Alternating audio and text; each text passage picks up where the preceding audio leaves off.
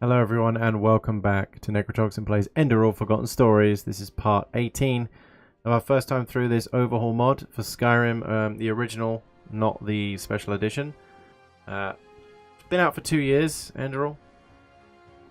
And it's free on Steam. You just need a full install of original Skyrim. Last time we... Oh god, itch. Oh my god. What's happening? Oh, my hair's messed up. Right. Okay, so, last time, I remember there was a guy that isn't going to put a word in for us because he debated us.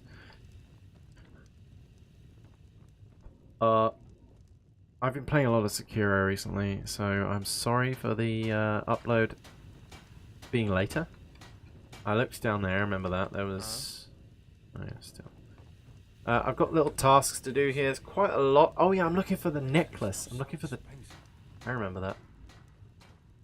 That's the marketplace. Right, so there's a necklace around here, right? A foot in the door, right? So that's what we've got. So look, carry out. As you can see, there's an X there. Carry out Rogash's assignment because he wanted us to get rid of a beggar by any means necessary. But it was a debate. I realize my FPS counter is now showing in the top left on the in-game one. Because I've got the Steam one up there as well. Okay, that's fine. You guys can see the FPS if you're interested in that stuff. So find Doria's necklace in the trading post. So it's inside this, right? Because if I go out here,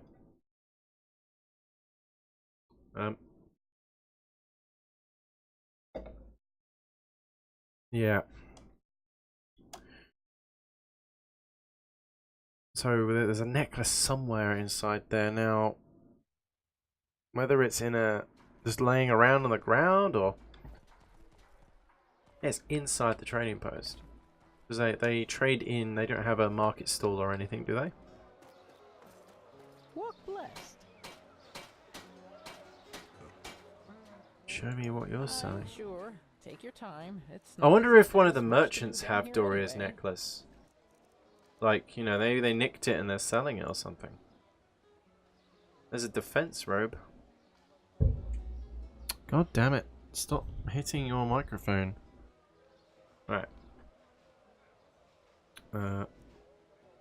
That's the problem. It's these headphones are a bit chunky on the... Come out far.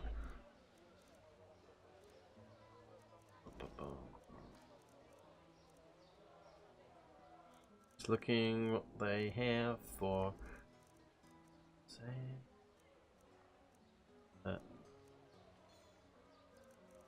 Constitution necklace. Arrow of the righteous path. Alright. Farewell. No, it's inside here. That's... I just don't see the fucking point. I can't move my mic arm around the desk any further. I'd like to kind of get it to just not keep smacking it. I was just talking to myself, man. Not. Can you?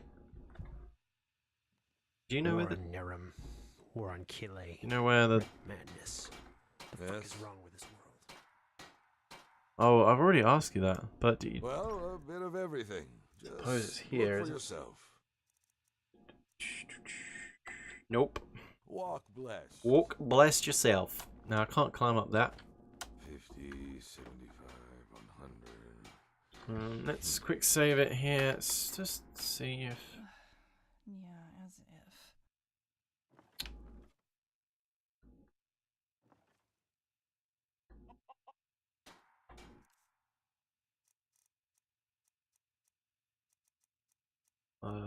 Isn't there a key that was required for somewhere in there? I'm gonna get caught, aren't I? 55% chance to steal. Here it goes.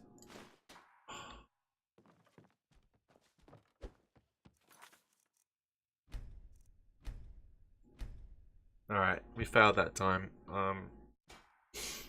There wasn't a necklace in there, so...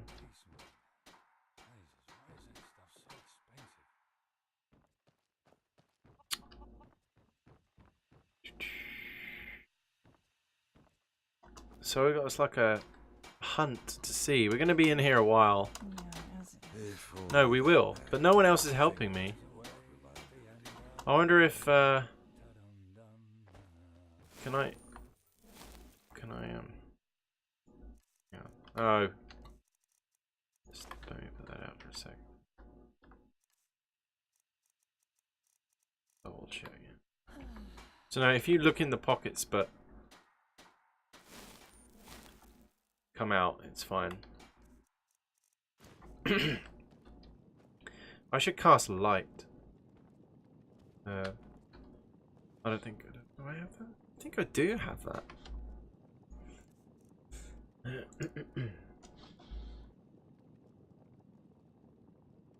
Right, sorry about that.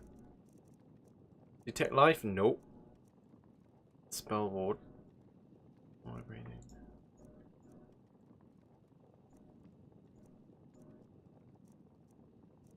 Blessing of life.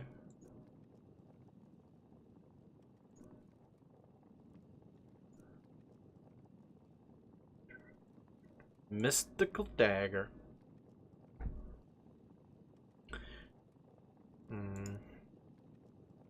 Yeah, I've been thinking about recording some Daggerfall.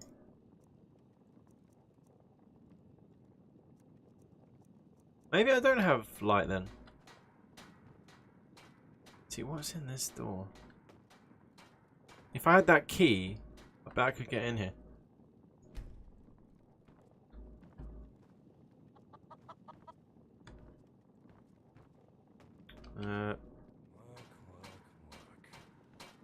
You know, I also played Minecraft the other day. Huh? I said I almost played Minecraft the other day.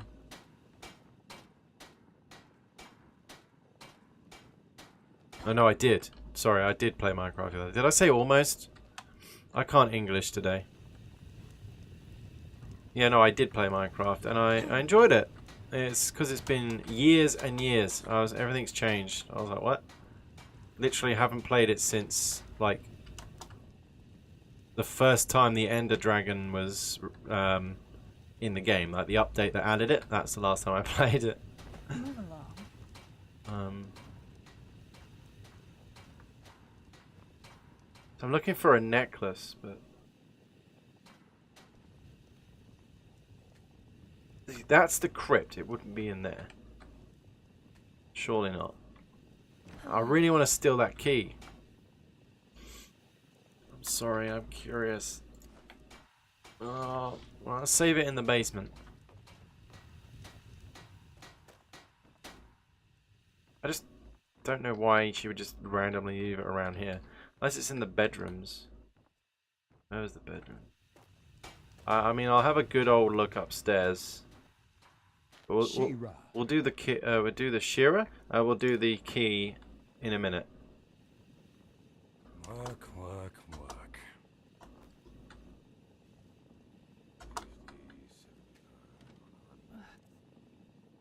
Yeah, as if. Oh, what was that? Gold amulet. That is not it. How much is that worth, though? Oh.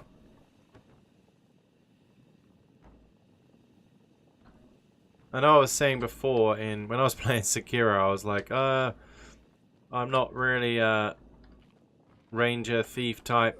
Depends on the game, of course. Depends on the game.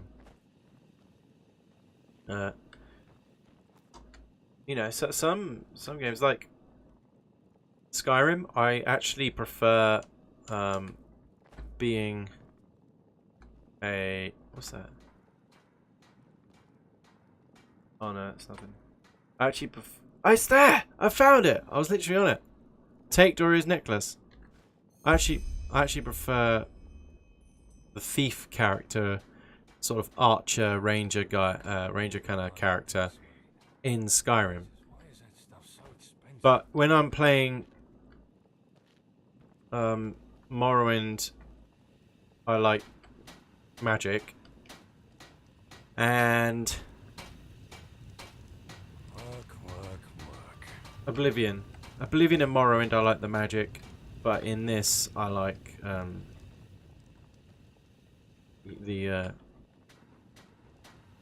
actually, no.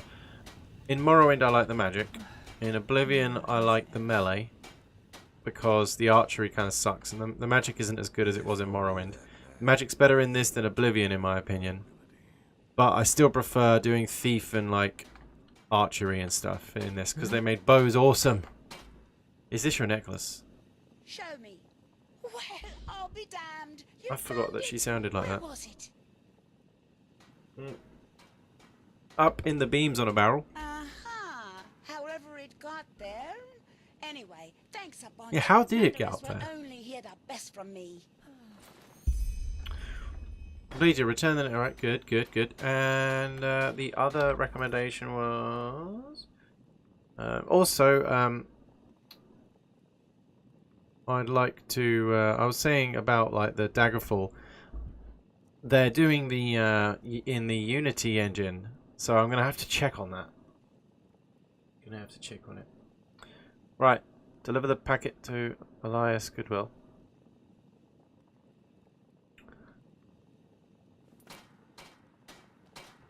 Walk with Elias.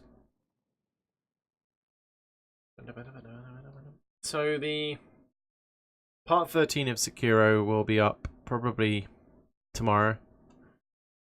I had to cut the end out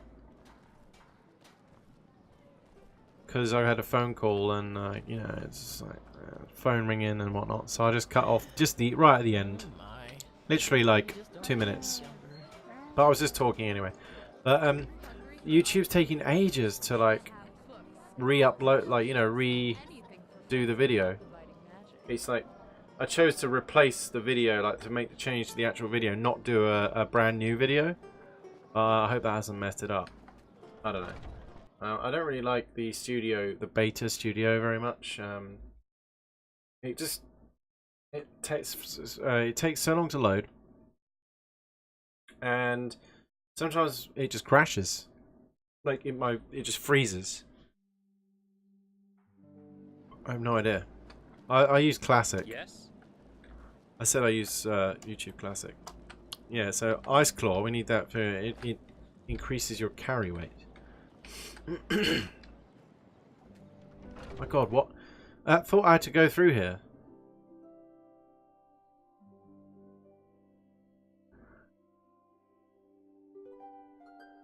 These markers, man, they do screw you around. I do quite like the Morrowind system, actually. I know some people like don't like that. Some people do like that, and it crashed.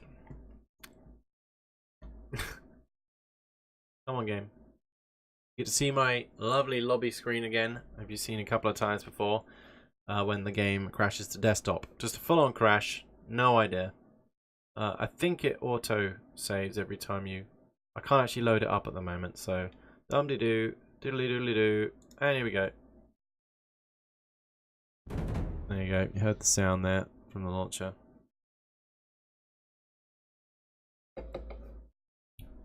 It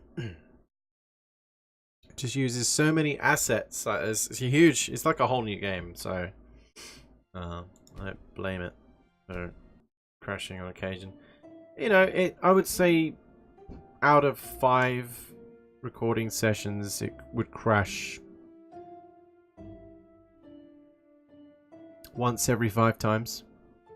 So once every 5 hours, it crashes.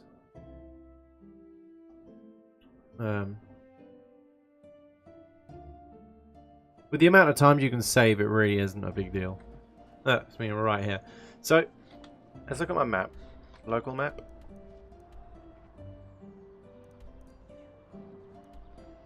Deliver the packet to Elias. And that is the...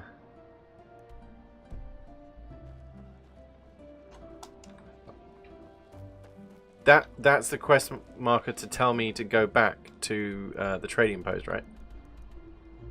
Yeah. Oh, yeah. Local map helped me out. Monsieur.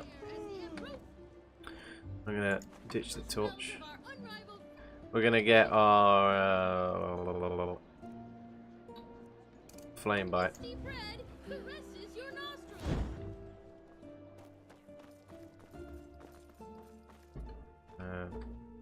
Where are you? You're a merchant, right? What? Oh, yes, sure. What Do you have any need? ambrosia? No.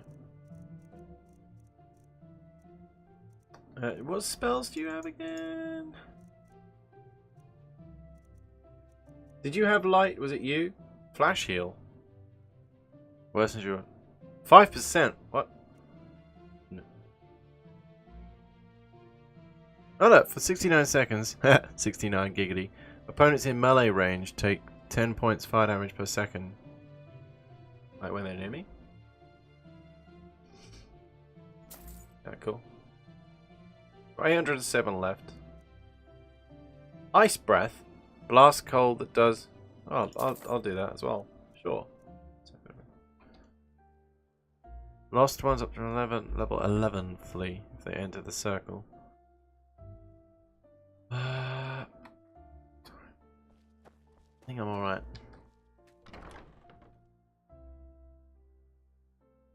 If the difficulty level master is too easy for you, you can change it to Iron Path. Be warned, only those experienced with adventure should take that challenge. Iron Path. See, they got like new difficulty settings and everything.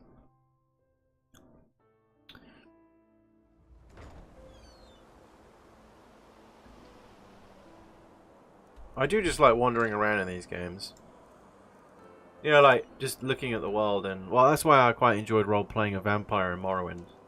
Just to go around. I used to just to this day, I still haven't like completed the expansion, like the Blood Moon, any of the expansion stuff, Tribunal or Blood Moon quest, main quest line. I've done the vanilla core quest line once, and the amount of times I played that game, I still only did that once. I was just always go off the beaten path, just role playing a vampire. Fire cloak, ice breath. Is that it?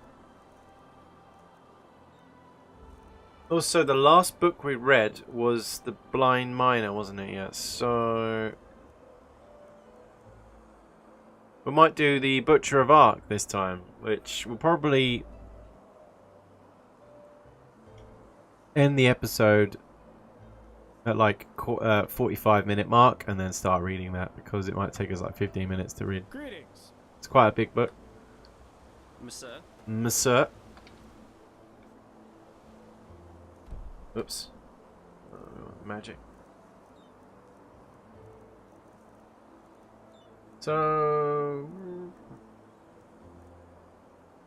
I'll favourite that.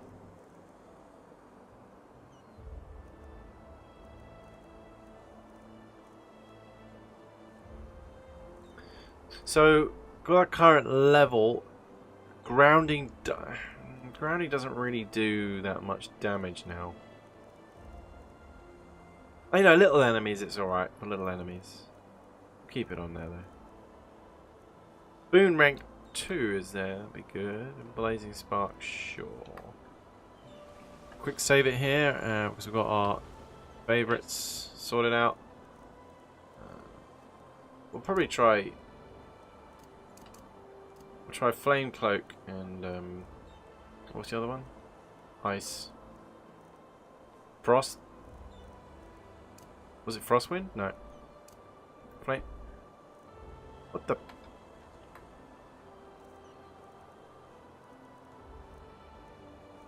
Ice Breath.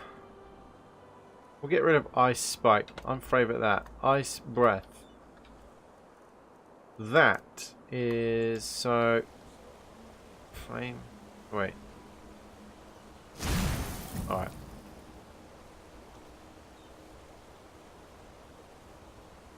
Yes.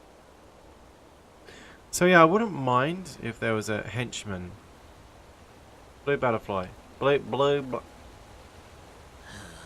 I'm new, Sarah. Do you happen to have any tips for me? You're a hunter, right? How's the situation in the wilderness? Don't ask. The wolves act as if they've been cursed, attacking anything and anyone on sight, and killing game they don't even eat afterwards. This must be the red madness everyone's talking Red madness. Blazes. Where Where's this supposed to lead? Farewell. Farewell, Monsieur? Monsieur. Hiya. So. I think I've got a water breathing spell, but not a water walking. That would be cool if they got water walking. I don't remember if they have that in the core Skyrim game. Through the wilderness.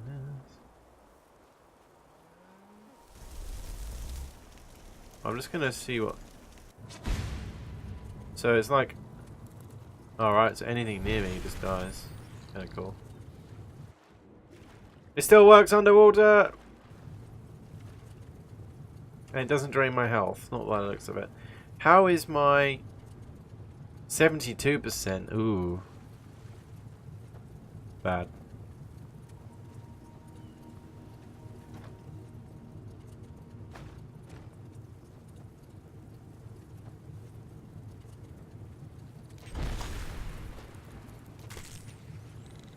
Catch the salmon.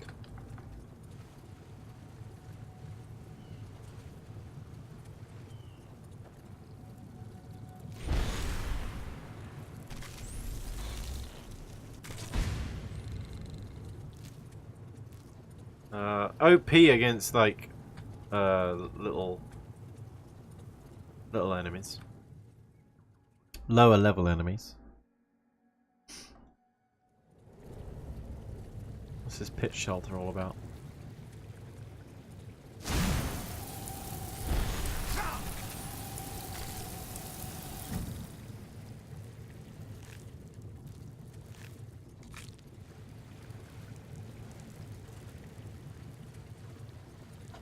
There's a chest.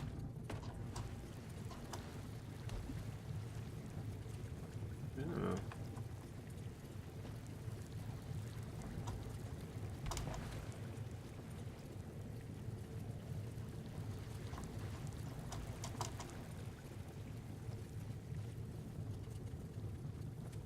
This isn't going to be some kind of labyrinth, is it? Oh wait, I know what to do.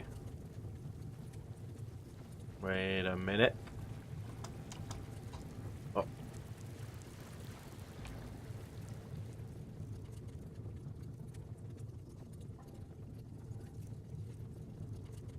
Mark and recall. Oh, mark and return. Fuck. Hang on. Mark.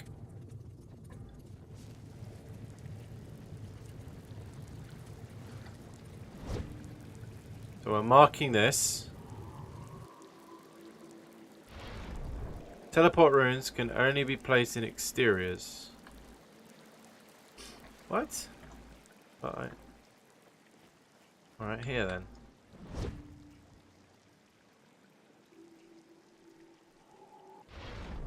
Teleport runes can only... Oh, outside! Sorry.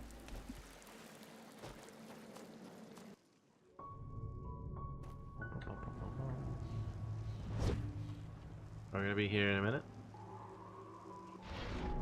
Do we want to place a teleport rune here? Another place rune will be erased by doing so. I haven't replaced any already, so placed. Right, now we can teleport with return outside, which is pretty cool. Let's go and get our flame cloak. Maybe that makes it last longer. And we'll have a weapon. That might be really good, actually. We'll have our rune greatsword.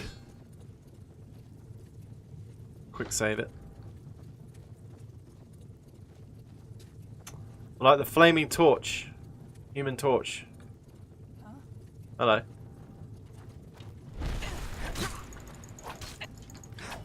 My god, it's really OP. Oh dear. Like the bite of a flea. No, I'm not. Oh shit. Yeah.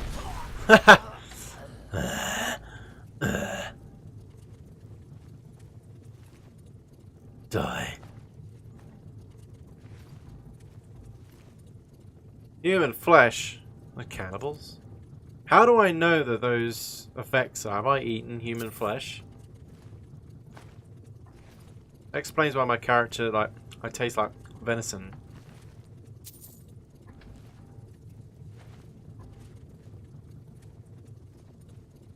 I have no idea. I don't know how human flesh tastes like. It's kind of gross. I don't know. Do I have that already? Have I? We'll keep it anyway. So you can go out that way.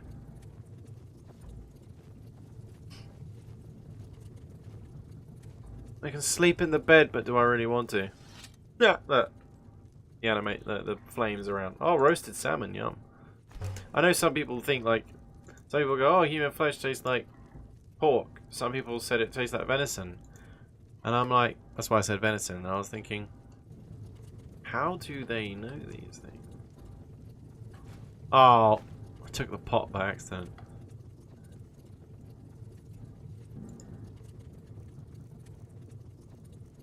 I'm so sorry. That's just not cricket. I have a ruined book for some reason. 2 shovels, don't know why. Shit. Spilled the water.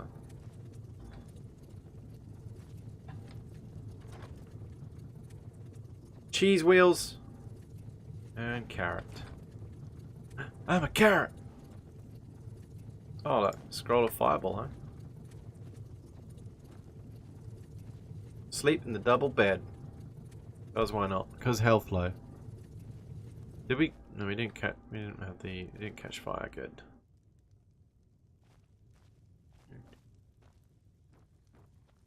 Steel arrows. Okay, so it was. Steel arrows. Roll of arcane rune. Take wine. Roasted salmon.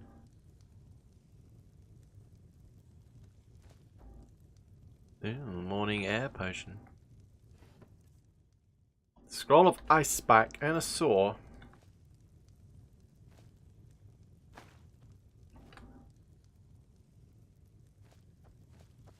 One more little look round.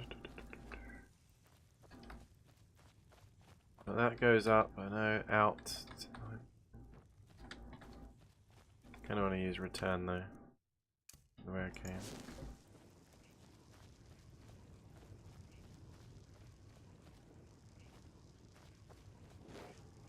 Alright, let's go.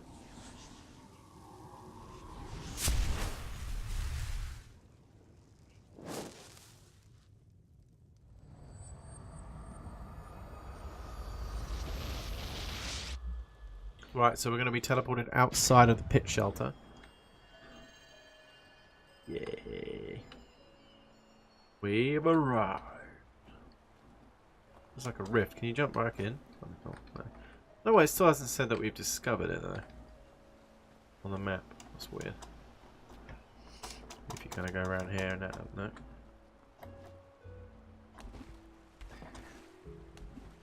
Right, we're gonna get our magics ready, just in case. We're gonna get flame cloak and then we're gonna go crazy with rune sword. I don't think it's any stronger, so I might as well ice breath.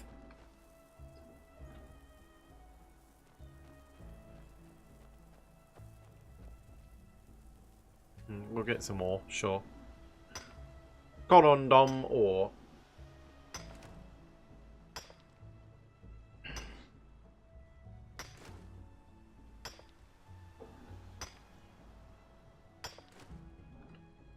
This vein is depleted.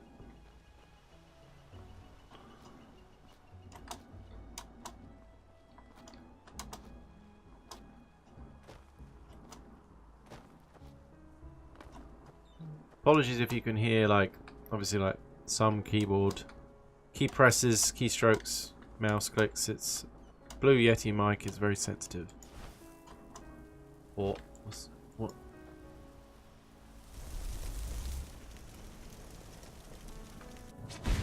Thing is, I'm going to be hurting NPCs, aren't I?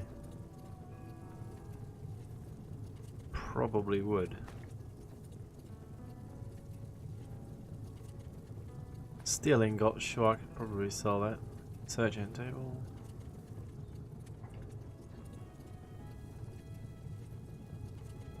Mr. Bucket, put your balls in my top.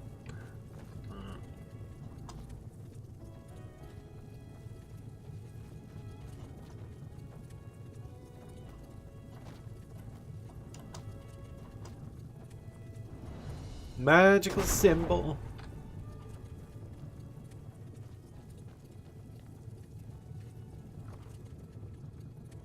Protection from shock. Now I know I put a load of my potions in a storage box that you find in each city. Oh shit.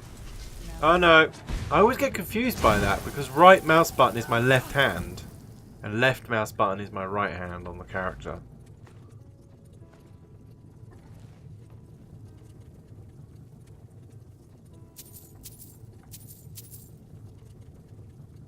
Sleep on a hay pile. Oh, that account of an unknown traveller.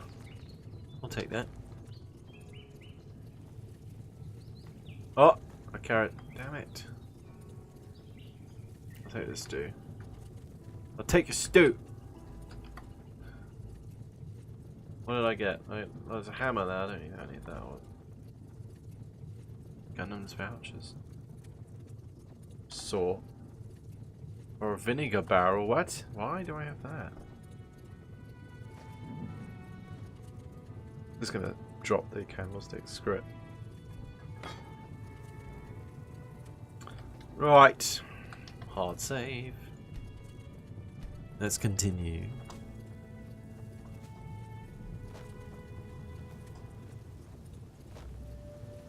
Okay.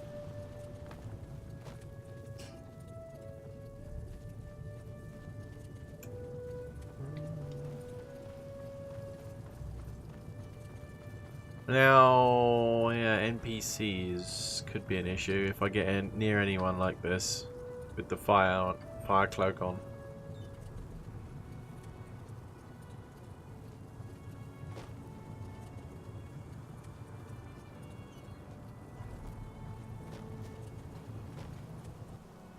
Oh, good. Hey, Fisherman's Pier, got new. Let me over. I think I can make some more fish.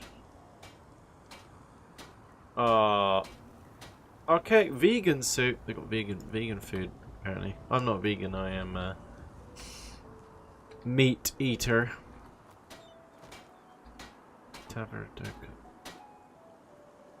Hello.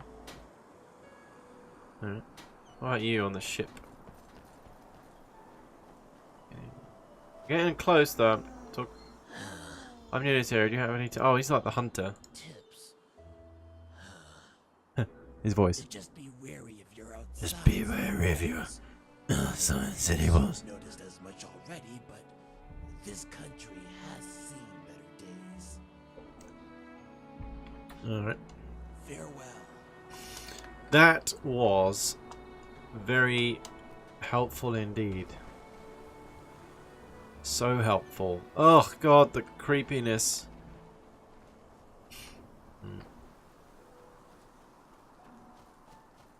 Sorry, see, this makes me want to play Farming Simulator. Imagine Farming Simulator, but in Skyrim. Hi, Morg. Any luck with the vermin? Don't remind me. The other day, some dimwit traveler came by and told me he'd be able to deal with the rats by stuffing their holes with stones. Nonsense, of course. 3 days later, those bloody beasts were back through new holes. Surprise, surprise. I hope you didn't pay him. No. Well, it was very convincing. Ugh. Blazes, I was desperate. I tried everything. Poisons, traps, even some... Did you just say magical potion? Sorry. I cut you off. Magical Kiranian concoction. They used it to get rid of all kinds of vermin over there. And he brewed it in cooperation with the Order's alchemists. Did he now? I'm just gonna take your Leogagada. Oh, just that I've heard stories.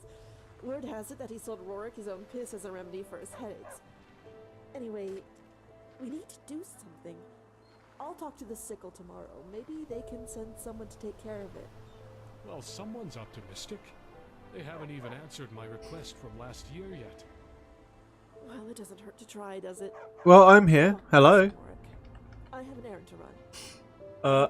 Traveling around, huh? Yeah. You You should should stop stop by by the the Red Red Ox. Ox. Great music, good food, and lots of apple cider. Nice, but I'm not really a cider man. I like beer and ale. Okay. Hello. Whoa, where did you put that broom? And bop. Oh, hello. I've got an order for you. You're Elias Goodwill. I have some papers for you from the Golden Sickle. Ah, excellent. Many thanks, monsieur. Monsieur? Oh.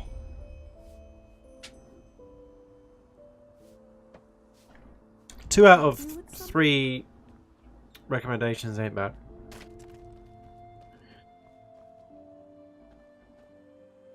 What is... Oh, smoking a pipe with purple smoke butt. Talkative type.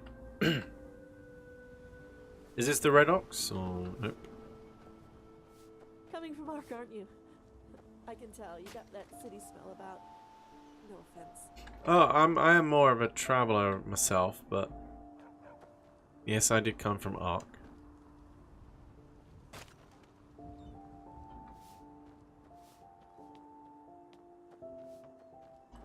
Alright, so we've done that. We need to go back. All these farm places, though.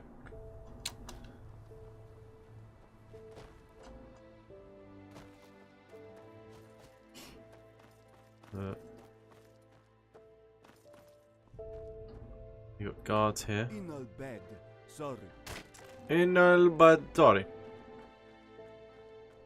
War on Nerum. War on Kile. Red madness. The fuck is wrong with this world? I have no idea. Lower haystacks. Oh, there's wolves nearby. Oh, there's like a cave over there. Bridge here. Oh. What do you want? Well, something on your mind? On my mind. I actually also need to find Guess you could something say about that. a cure for That's arcane also the fever, reason don't for I? this So I need to notice ask here. about taverns especially. What are you looking for? Well, how should I put it? A mercenary, I suppose. Somebody who gets around a lot. I get around quite a lot. That doesn't sound too good. What do you need? Before we take this conversation any further, I hardly have any money left. So if you decide to help me, know that no riches await you. Okay. In that case, I'm sorry. Tell me what this is about first, then I'll decide whether or not to help you. Fine. My daughter, Bea, she's sick. It happened about a moon ago. Fever, nausea, pain in all her limbs. Uh-oh. She's gonna be one of those old bears, is she? Have you already talked to an apothecary? Well, that's the thing. Old Marlin, the apothecary who took care of us farm folk, got mauled by a bear last year. He didn't make it. I imagine so. How bad it was. Yeah. We tried everything, well, but nothing helped. Kinda can. Bea only got worse and worse. Why didn't you go into the city? There are healers there. And who would have cared for Bea in the meantime? No, I couldn't leave her alone like that. Not for that long. I see. How is she now? Still sick. But you see, 2 weeks ago I met a traveler in the Red Ox. An apothecary. He didn't wear the yellow robes, but he undoubtedly knew his craft. I told him about Bea, and he offered to examine her, for free. Did he find out anything? Yes. Bea has belly worms. All that flesh maggot things? Yes. A rare illness from Kira. She must have gotten it from another coalman in the city, where she sells our harvest every week. The apothecary said that Enderalian remedies wouldn't help, but that he knew a recipe because he had studied in Kira himself.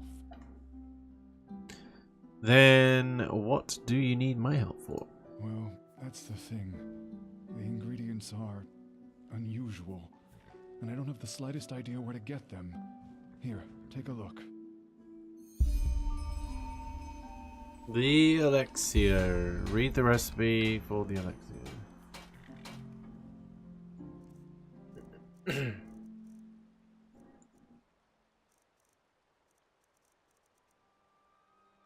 Recipe. No, not that. Oh, this one. That was recipe.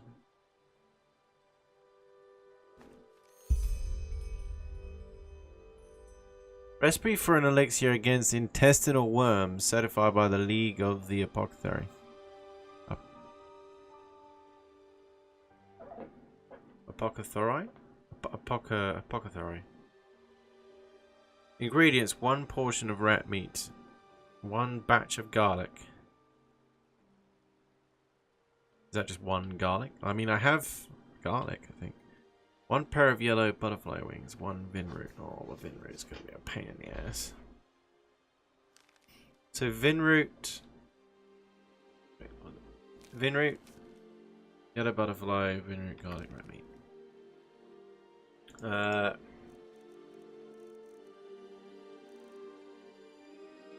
I don't have yellow butterfly. I don't have vinroot. I have rat meat. Ooh, gross. And garlic? I have garlic. Yeah, butterfly and vinroot. No.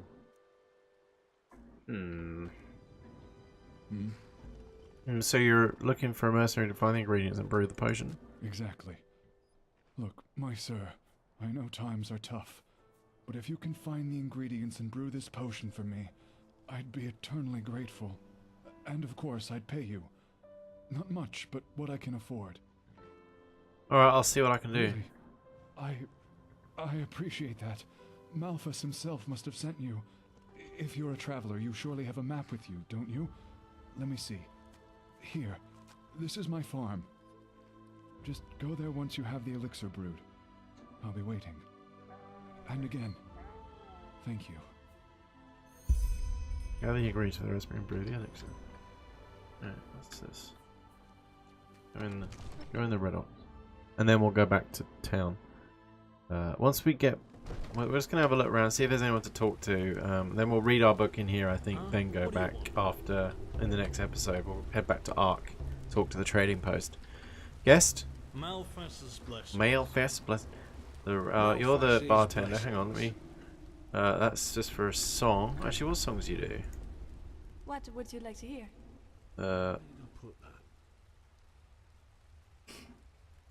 that's just how we The Song of the Aged Man. Sure. Oh, right. Oh, dice. I think I played this. Yeah, I did play the dice, I think, once before. That's cool, though. You can play dice. Oops. Damn it, I fell.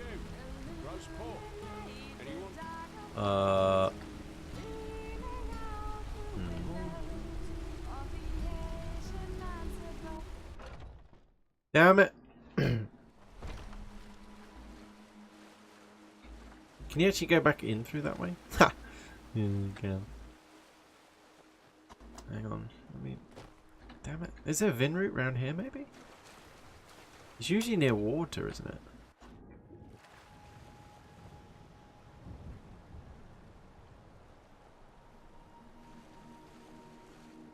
Right.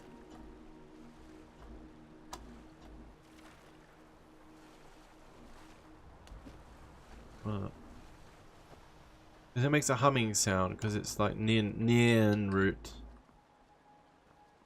Damn it. I want to go back. I went the wrong way, didn't I? Maybe I can climb up.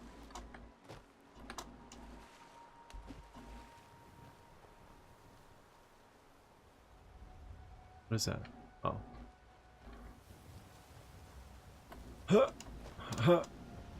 Damn it. I need like a... I really do need a levitate or something. Yes, I know you can probably fast travel, but I don't mind teleporting, but I don't really want to fast travel everywhere. I like to explore. Please feel free, explore. Right, can I climb up this? Yes, yes, yes.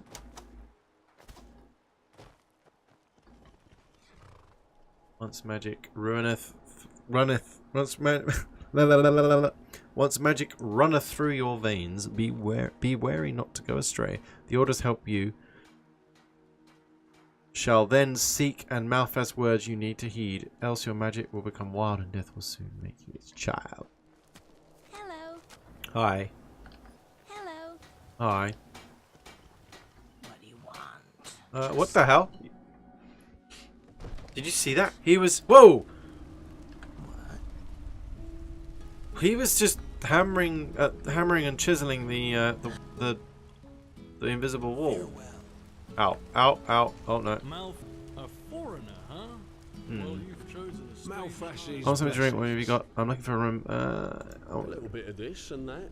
Why not take a look? You sell carrots? Imagine going into a bar, right? So, and the bartender says to you, what'll it be? And you go, I'll have a carrot, please.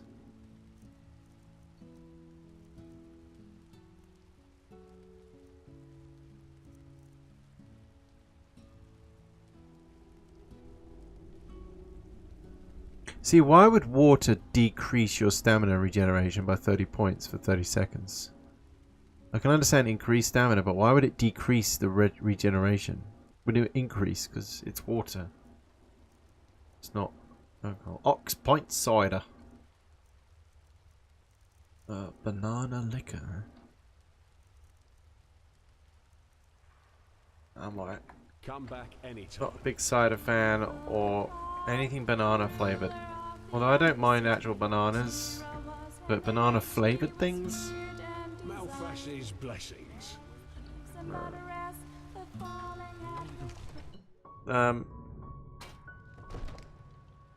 Right, yeah, so... What do you want? Just spit it out. What the... Alright, that's, we're gonna go and journey onward back the way we came. Is that arc that away? Ahoy. Evening. You're in the pole. And that sign is like... going through your head. Let's see what this is. See, I reckon this is like some kind of tomb or something. Anyway, we'll go and finish the quest. We also need to really prioritize here and do the behind the horizon. Maybe it's because I've discovered a lot of places. I also need to really cure my arcane fever, or at least suppress it like differently, not just use Ambrose. It's becoming very expensive. Farmer's store. Nice. Wonder if they got horses. Oh my god.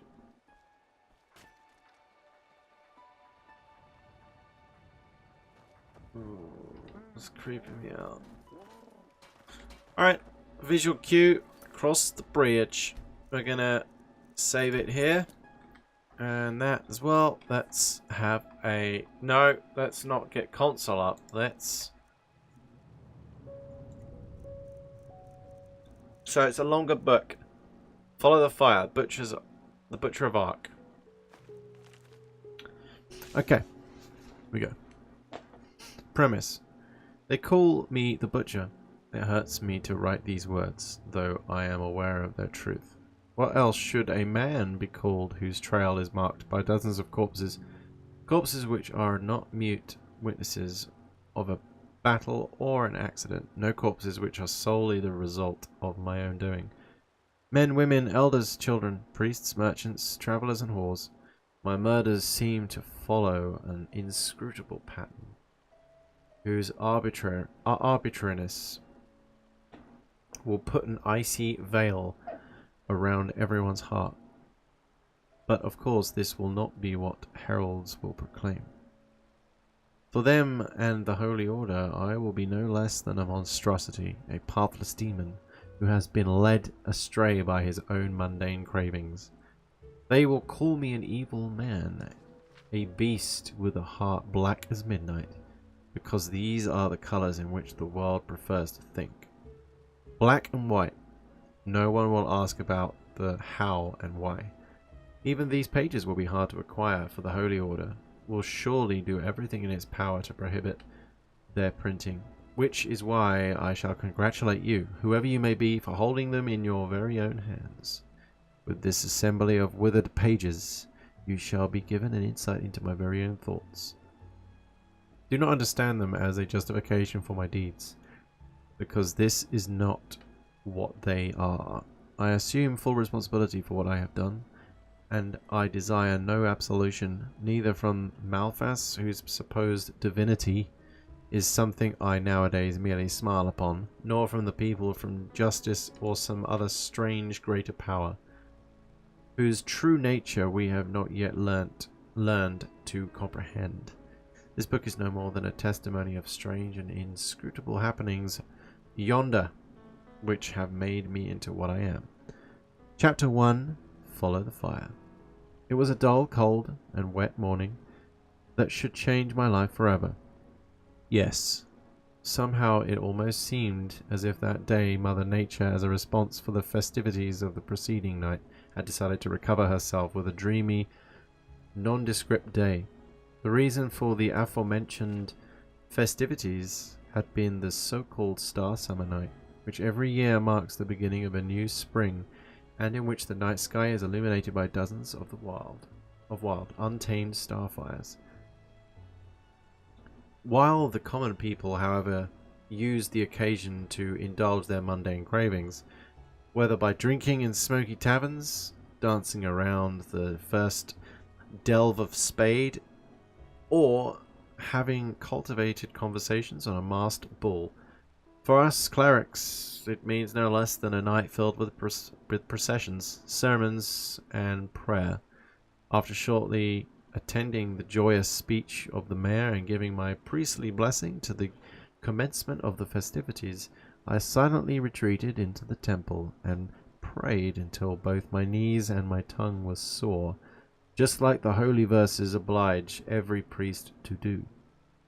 It was of no significance whether the cleric was the high priest in person, or, as it was the case with me, merely a simple, insignificant father, in an even simpler and more insignificant village. Mine was called Fogville, and was situated on a constantly windy, sparsely vegetated cliff, at the very west of Enderal. It owed its name to who would have guessed that the pale, thin wafts of mist, which every morning laid themselves over the village's continents like a morning veil over the face of an old widow. I still remember this last gaze yonder, which I threw upon the poor houses at the bottom of the hill the village's temple was enthroned upon. After the dissonant orchestration of lute music, animated laughter, and popping of corks, an almost eerie silence had laid itself upon the village. Only here and there a lonesome figure could be seen and heard moving through the cool mist, and even the bakery's chimney remained still. I feebly smiled into the face of the village I had grown up in. My father, who actually wasn't my father, claimed to have found me wrapped in linen and lying in a basket near a way shrine on the mist road. I had been abandoned, and the man who later became my father took me to the village, full of devotion and grateful for the divine gift.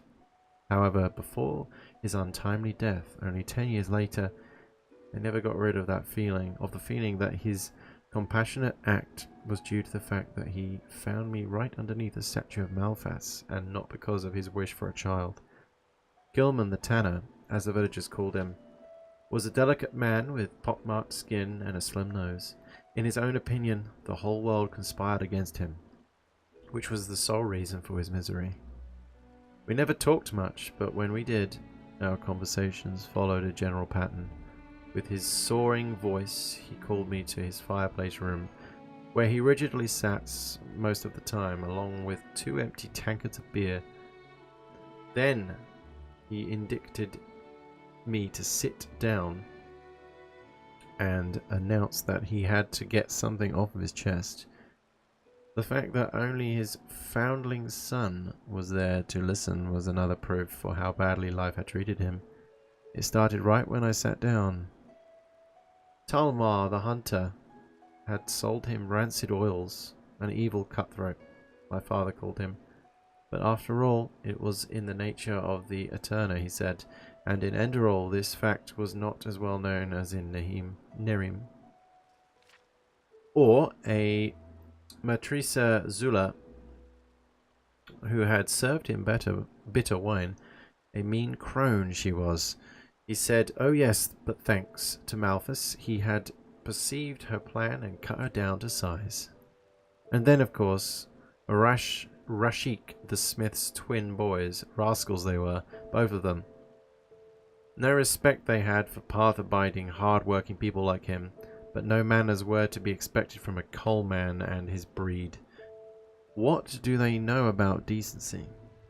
he said excitedly. "These folks do nothing but shag until the bed breaks down."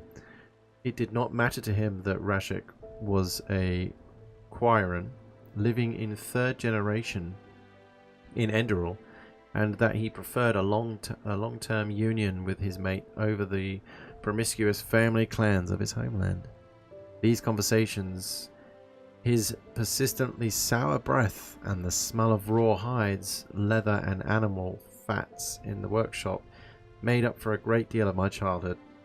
Friends I had only a few to none, mostly due to the fact that my father made me work hard in the tannery as soon as I reached the age of 5. If Mater Palia, I am sure of this now, had not by incident noticed my quick wit, I would still be there today, working between animal parts, stretched hides, and slippery grease. Maybe the strange experience at that misty morning would have never happened. Yet she noticed that, and that is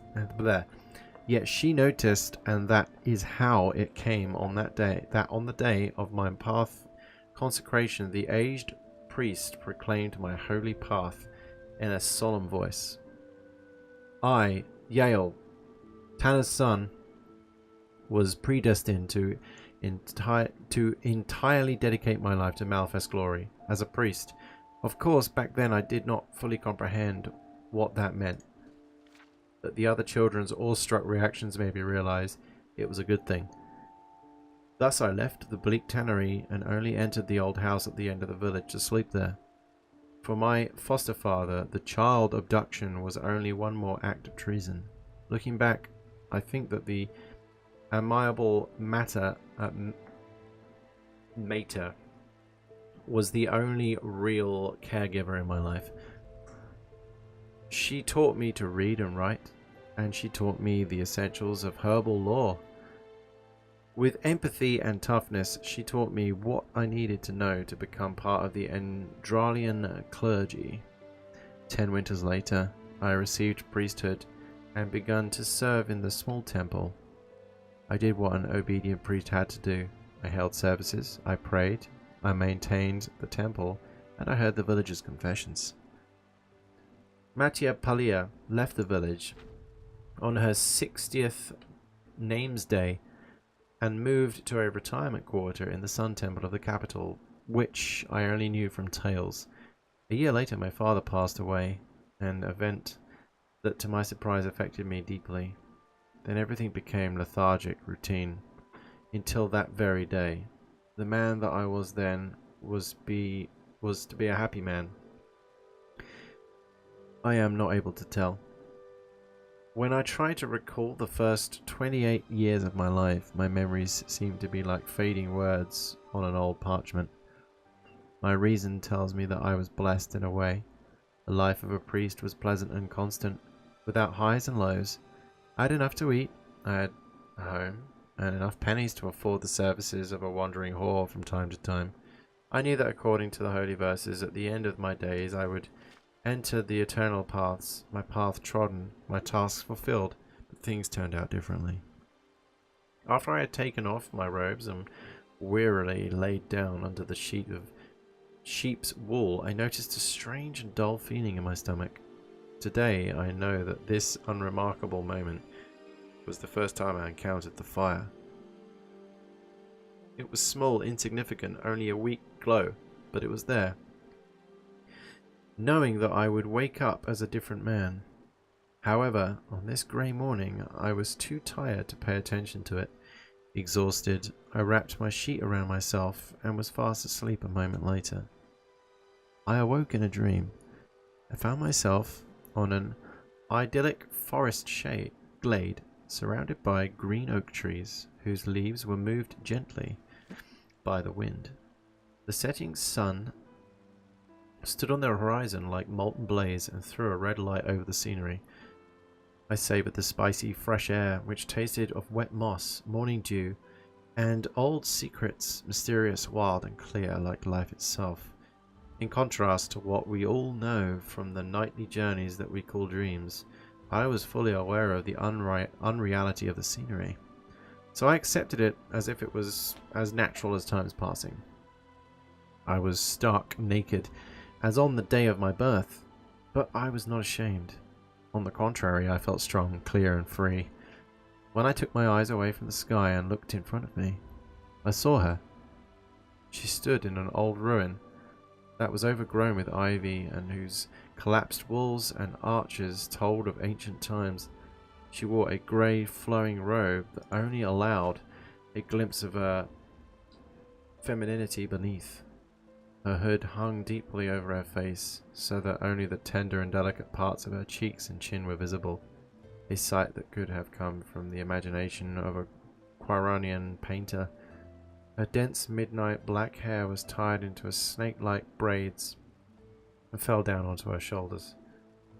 Various things were interwoven in her hair, old faded coins that must have been minted by lost civilizations, small finely polished bones from animals unknown to us, and strange ribbons whose colourful threads created an artful pattern.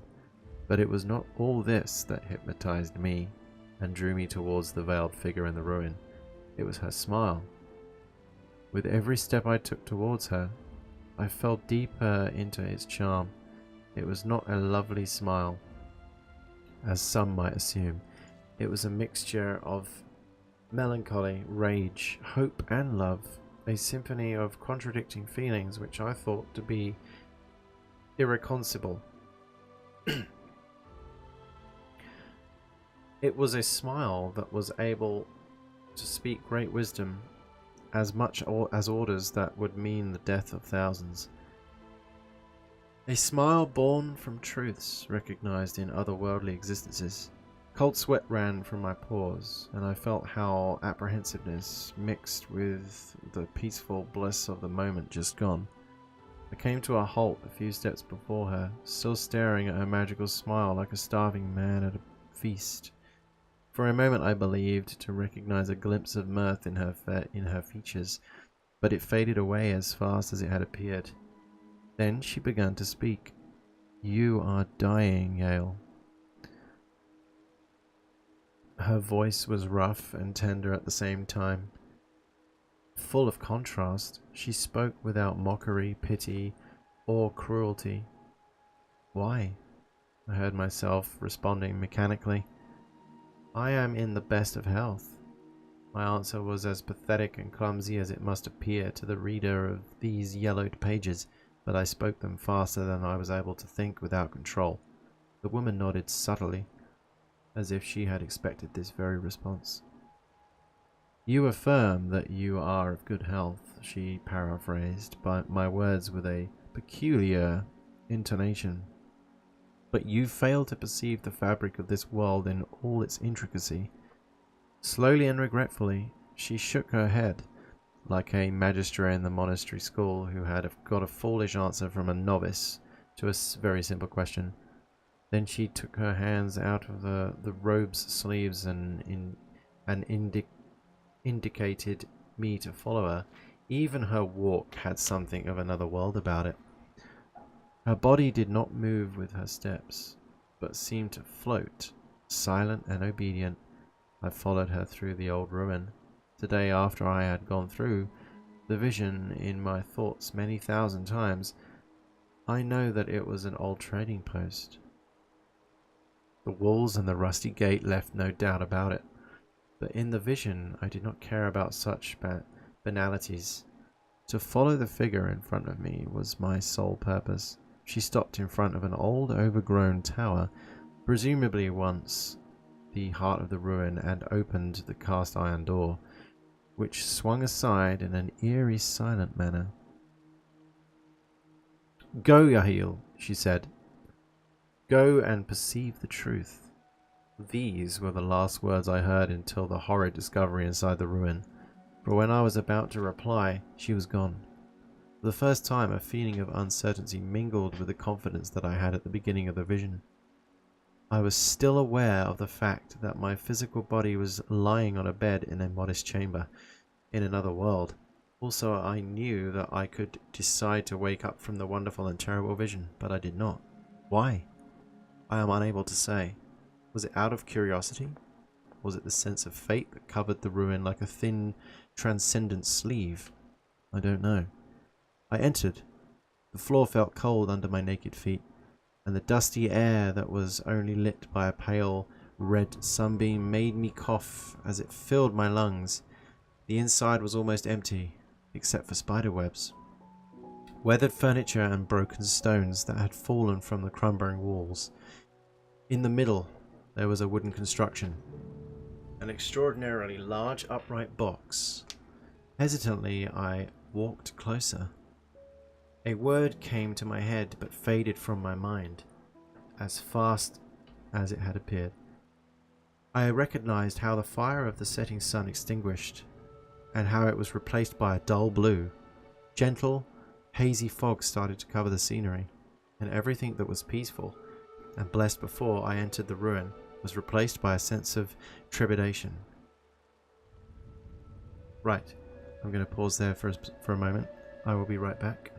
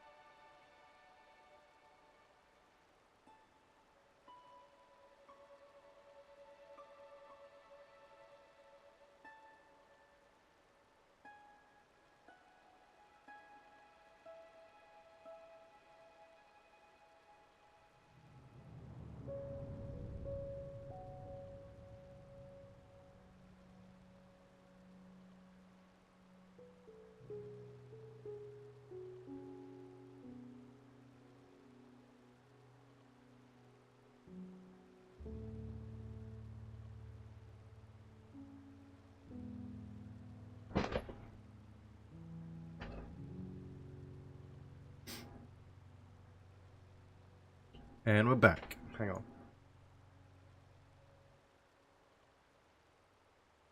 Right, I had to go to the bathroom real quick. Alright, I was slightly parched. So I finished my Dr. Pepper, and here we go. Creeping, cold, wasting, my hand moved along the surface of the strange box that was slightly taller than me. The wood was decayed and grey, and an odd smell came from it, like iron. It was sweet and tempting, but at the same time repellent. "Leave!" flashed through my head. "Leave before you inflame it." I was unable to determine if it was I who thought these thoughts, but of course I did not leave. Slowly my hand moved toward a gap at the side of the box that allowed me to open its lid. As the hinge opened with a reluctant mourning sound, I remembered the word that had slipped my mind. This time it did not vanish. It preserved in all its dreadfulness. The wooden construction in the middle of this abandoned ruin was no box, it was a coffin. Even today I can hardly find the right words for the terror that stared at me from the decomposing inside of the coffin. Without any doubt, the creature before my very eyes was myself. There it was, the brown hair, thinning, even at the age of 28. There it was, the well-trimmed, dense beard that grew down to my chest. The beard that I grew to hide my unremarkable, longish face. And there it was, the crooked nose, giving my face a vulture-like appearance, making me avoid my own reflection in the mirror. But the body in the coffin was dead, clenched like in the moment of dying, penned in like cattle. His head was pressed down to his shoulders by the small dimensions of the coffin, his unnatural posture a silent accusation. His body was pinched, his arms pressed to himself in a twisted manner. Much more gruesome, though, was the face. The skin was pale and had a greenish-grey colour like decayed tombstones. There were many deep fissures that were not bleeding, but displaying bare flesh and white bones. The beard was curly and wild, and maggots moved around in the tangled mesh, oozing a festering, doughy liquid that was dripping down to the stone floor. The man's cheeks were hollow, and his lacerated lips were opened in a twisted way that gave the impression of a tormented smile. His teeth were rotten, and his tongue grey, but none of this was the reason for the blood-curdling, panic-fueled cry that escaped my throat. It was the eyes, or rather, it was the place where the eyes used to be on a healthy living person. But there were no eyes, weak and pale like shrouds. The lids, devoid of any sense, hung over gaping black sockets. Contradicting any logic, they seemed to stare at me, whispering, rotting and dead. The same festering liquid that came from the man's beard trickled down the brows and disappeared in the empty eye sockets. No, words can describe the terror that filled me when I looked at that deformed creature.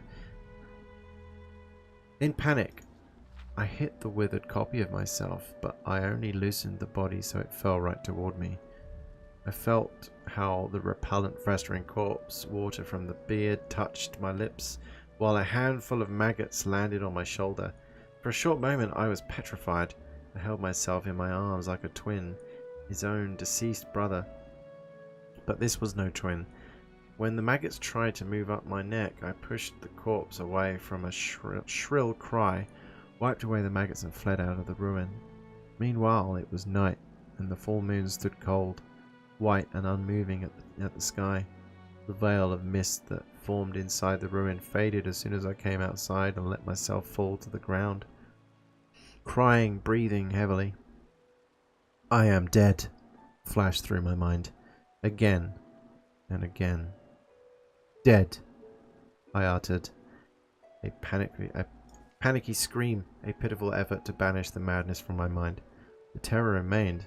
It was omnipresent, and I felt bitter tears making their way through my eyes. What, by the righteous path, does it mean? What kind of nightmare am I trapped in? Some might ask why I did not end the vision with the well-known physical stimulus by pinching myself.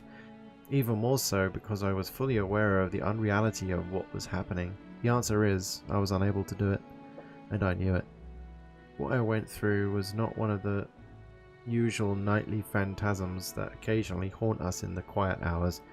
Something that I later begun to understand at least a little wanted to show me something. And I was unable to escape the truth, as little as a man can escape the sands of time.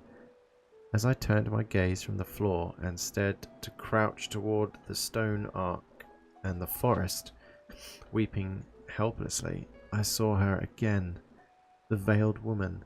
She stood above me and stared down at me, almost with sympathy. At least I assumed so, because despite the angle of my view, I was unable to recognize anything above her cheeks but the unnatural shadow of her hood. "What are you?" I brought forth in a weak voice. What by the Black Guardian's name are you? A demon? An angel of death? It sounded pathetic, like the lament of a desperate child. You ask me what I am, she answered again, an echo of my pitiful words. And you assume I am a black angel of your god? Come upon you to punish you. But a touch of maternal tenderness accompanied her rough voice. You ask the wrong question, Gale. For who I am is not of importance. For a moment I stared at her in confusion, unable to react to her enigmatic answer. I remained at the floor for a while, motionless, breathing frantically and panicky, looking at the veiled woman. After what felt like an eternity, I asked the question that needed to be asked. And what? What is the right question? For a brief moment, I saw what seemed to be a sad smile caress her red lips. You inquire from me what only you can answer, she said, and began to walk toward the stone ark. And I want to give you an advice. I want to give you a piece of advice, she halted, looking like an unreal shape in the silver of the night. An advice on how you can avoid the death of your soul. There was a moment of silence. End your false life and follow the fire. Then the vision broke apart. Follow the fire. That was volume 1, The Butcher of Ark. There's volume 2, 3, 4. They are quite long, but very engaging, very good. If you think these particular books are a bit too long, because I think I was reading for about like 20 to 25 minutes, I think we've got, I mean, maybe I've given you a little taster into Butcher of Ark, but we've got other volumes. I know there's more volumes, isn't there? There's like 10 volumes or something. Hang on. There was a quest. Should probably be an other, isn't it? No, there isn't. There is Butcher of Ark somewhere.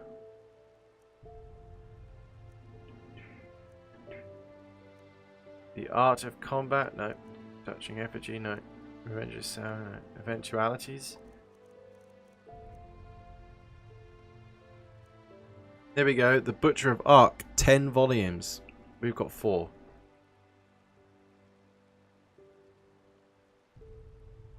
Hale Tennyson.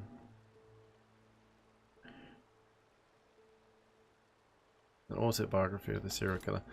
Alright. We did save it. We'll just sort of do that again, like that. Bang, done. Right. Okay, guys. Yeah. Let me know if you think that particular story is a bit too long. I don't know, because they're quite long and they are interesting me, but I might sort of read the other 9 volumes like over time, but off, like outside of the recording maybe. The story time thing, I might do it for not the Butchers of Ark, but the other books. When we run out of books, we'll just do it when we find a book, right? So it might not be at the end of every episode, but we're gonna try our best to do it. Or I can just read them if that's what you really want. The Butcher of Ark ones, but they are a bit longer than those books. So yeah, interesting though. Incredible amount of content. Anyway, guys, it's about an hour and 20 minutes basically. So yeah, I wasn't sure how long it was going to take me to read, but I knew it was going to be longer than the others definitely, because we did do a little sneak peek in the last episode by flipping through the pages. Very long, but interesting, and I'm enjoying it so far. It's so in depth. There's a lot to it. So I will see you in the next one. If you enjoyed, please leave a like, subscribe, click the bell. Much appreciated. And take care. Bye bye.